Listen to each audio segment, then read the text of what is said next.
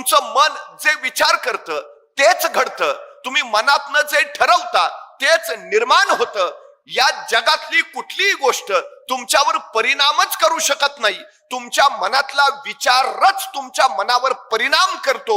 ही सगळ्यात मोठी वस्तुस्थिती आहे. त्यामुळे सगळ्यात मोठी गोष्ट स्वतःला घडवायचं असेल तर आधी स्वतःच्या मनाला घडवलं पाहिजे. हे सगळ्यात गरजेचं आहे. सगळ्यात सामर्थ्यशाली जर कुठली गोष्ट असेल, ज्याला मी अनलिमिटेड पॉवर बँक म्हणतो, ती आहे तुमचं मन. सगळ्यात महत्वाची गोष्ट ताकदवान मन. एका कैद्याला मृत्यूदंडाची शिक्षा झाली. आता मृत्यूदंड देणं म्हणजे त्याला फासावर चढवणं. पण काही शास्त्रज्ञांना प्रयोग करायचे होते. त्यांनी न्यायमूर्तींना विनंती केली की या कैद्याला फासावर चढवून मृत्यूदंड देण्यापेक्षा याला विषारी सर्पाचा दंश देऊन आपण मृत्यूदंड देऊया. न्यायमूर्तींनी मान्यता दिली. त्याच दिवशी त्या कैद्याला सांगितलं, परवा सकाळी 11 वाजता तुला विषारी सर्पाचा दंश होईल आणि तू मरशील, तुला मृत्यूदंड दिला जाईल. 2 दिवस त्या कैद्याच्या डोक्यात एकच विचार होला की मला आता विषारी सर्पाचा दंश होईल आणि मी मरेन, विषारी सर्पाचा दंश होईल आणि मी मरेन. मृत्यूदंडाची वेळ जवळ आली. 10 वाजले. सगळे शास्त्रज्ञ ते सगळे अधिकारी गोळा झाले. त्या कैद्याच्या डोळ्यावर पट्टी बांधली आणि त्याला सांगितलं, आता काही क्षणात तुला विषारी सर्पाचा दंश होईल आणि तू मरशील. पण प्रत्यक्षात त्याला विषारी सर्पाचा दंश करायच्या ऐवजी शास्त्रज्ञांनी 2 टाचण्या घेतल्या आणि 2 टाचण्या त्याला टोचल्या. त्याला वाटलं झाला, विषारी सर्पाचा दंश झाला. अर्ध्या तासात त्याच्या तोंडातून फेस आला आणि पुढच्या 1.5 तासात शरीर काळं निळं पडून तो मरण पावला. प्रत्यक्षात विषारी सर्प चावला होता का?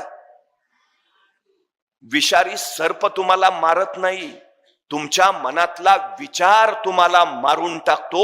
ही सगळ्यात महत्वाची गोष्ट आहे.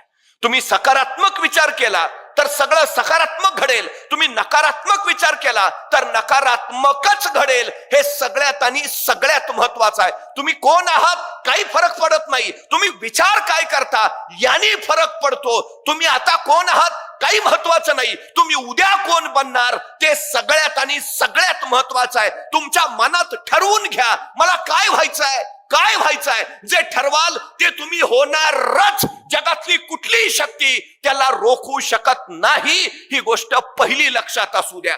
अनलिमिटेड पॉवर बँक, काही करू शकता तुम्ही, काही. तुमच्या मनात तेवढं सामर्थ्य आहे, प्रचंड सामर्थ्य, अति प्रचंड सामर्थ्य आहे. एका प्रश्नाचं मला उत्तर द्या. जंगलातला सगळ्यात उंच प्राणी कोण? जिराफ. जंगलातला सगळ्यात धूर्त आणि हुशार प्राणी कोण? कोल्हा. जंगलातला सगळ्यात धिप्पाड ताकदवान प्राणी कोण? हत्ती. आणि जंगलातला सगळ्यात वेगवान प्राणी कोण? चित्ता. आणि जंगलचा राजा कोण? का? सिंह का? तो जिराफासारखा उंच नाही, हत्तीसारखा धिप्पाड नाही, चित्त्यासारखा वेगवान नाही, कोल्यासारखा हुशार नाही. मग सिंह राजा का? सिंहाला कुणीतरी विचारतं, तू राजा का? सिंह म्हणतो, मला वाटतं म्हणून. सिंह राजा का? त्याला वाटतं म्हणून. प्रश्न हा आहे की तुम्हाला काय वाटतं, तुम्हाला काय व्हायचं आहे ते तुम्ही होणार. वाटणं महत्वाचं आहे. तुमच्या आई वडिलांना काय वाटतं अजिबात महत्वाचं नाही, तुमच्या टीचर्सना काय वाटतं अजिबात महत्वाचं नाही. तुम्हाला काय वाटतं ते सगळ्यात आणि सगळ्यात महत्वाचं आहे. सगळ्यात महत्वाचं ते वाटणं पहिल्यांदा घडू द्या. ज्याला स्वतःचं ध्येय लवकर ठरवता आलं त्याला अफाट उंची गाठता आली. सचिन तेंडुलकरला इयत्ता 4थी मध्ये कळालं आपण उत्तम फलंदाजी करू शकतो. त्याच्या वडिलांनी सांगितलं, तुला हे करायचं आहे ना, कर. सचिन तेंडुलकर खेळत राहिला, खेळत राहिला. 16व्या वर्षी मैदानावर उतरला, जागतिक कीर्तीचा फलंदाज झाला. इरफान पठाण 9वीत असताना क्रिकेट खेळायला लागला, तोही भारतीय संघात गेला. पण सचिन तेंडुलकर इतकं यश त्याच्या वाट्याला नाही आलं का? सुरुवात उशिरा झाली. जेवढ्या लवकर सुरुवात कराल तितकं अधिक अधिक अधिक तुम्ही उंचीवर जाल. हाच काळ आहे. तुम्ही ठरवून घ्या काय व्हायचंय, ठरवून घ्या. अफाट ताकदीचे व्हाल, अफाट उंचीवर जाल. सगळ्यात महत्वाचं आहे ते. सगळ्यात. एका राज्याचा प्रधान जंगलातनं निघाला होता. त्याच वेळी त्याचं लक्ष एका झाडावर गेलं. त्या झाडावर एक गुराख्याचा पोरगा त्या झाडाची फांदी छटत होता. त्याच्याकडे बघून प्रधानाला हसू फुटलं. याचं कारण तो गुराख्याचा पोरगा ज्या फांदीवर बसला होता तीच फांदी कुऱ्हाडीने तोडत होता. प्रधानाच्या लक्षात आलं, पुरता मंद दिसतोय, ज्या फांदीवर बसलाय तीच फांदी तोडतोय, याला बहुतेक डोक्याचा भाग दिसत नाहीये. आणि खरं होतं तो मंदच होता, अडाणी होता, अज्ञानी होता, पण दिसायला राजबिंडा होता, देखणा होता. त्याच्या त्या रूपाकडे बघितलं आणि त्या प्रधानाला एक कल्पना सुचली. काही दिवसापूर्वीच त्या राज्याच्या राजकन्येनं या प्रधानाचा घोर अपमान केला होता. त्याला राजकन्येचा बदला घ्यायचा होता. राजकन्या अत्यंत विद्वान संस्कृत पंडित होती. बदला घ्यायला त्याला हा गुराख्याचा पोर योग्य वाटला.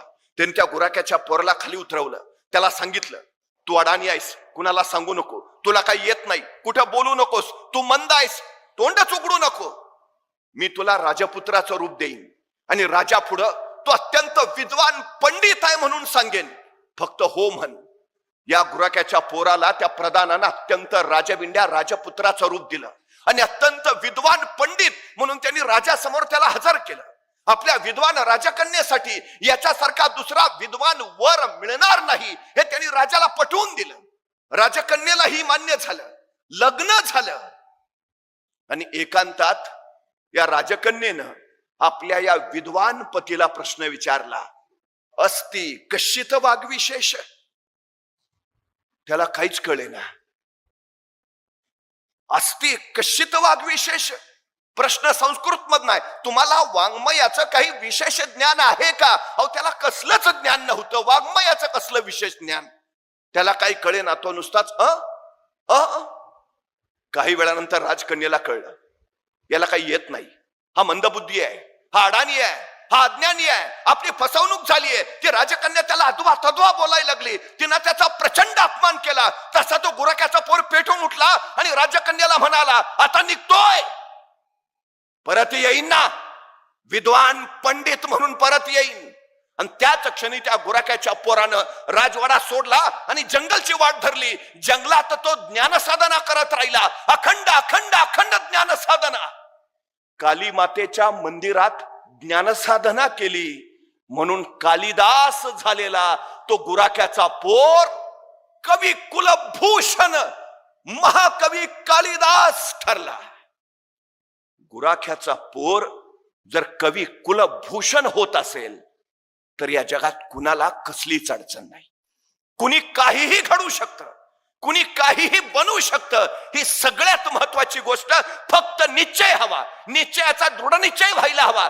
दृढ निश्चय तुम्हाला झपाटलेपण देतो, झपाटलेपण तुम्हाला समर्पण करायला भाग पाडतं आणि समर्पण तुम्हाला यश देतं. ही सगळ्यात